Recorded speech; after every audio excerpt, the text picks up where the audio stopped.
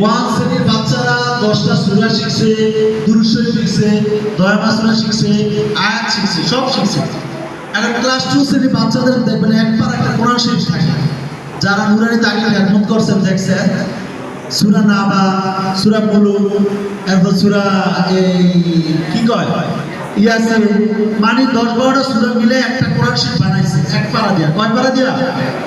ওই কোরআন শরীফ আপনি ক্লাস 2 শ্রেণীর বাচ্চাদেরকে 1 বছর লাগে শিক্ষা দিতে হবে। কয় বছর?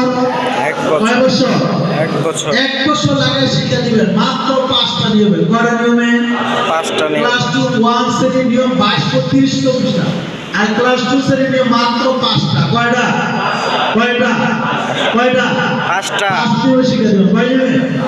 বলেন একদম বা ওস্তাদের প্রশ্ন ছাত্রদের উচ্চারণ। প্রশ্ন ছাত্রদের উচ্চারণ। 1 নাম্বার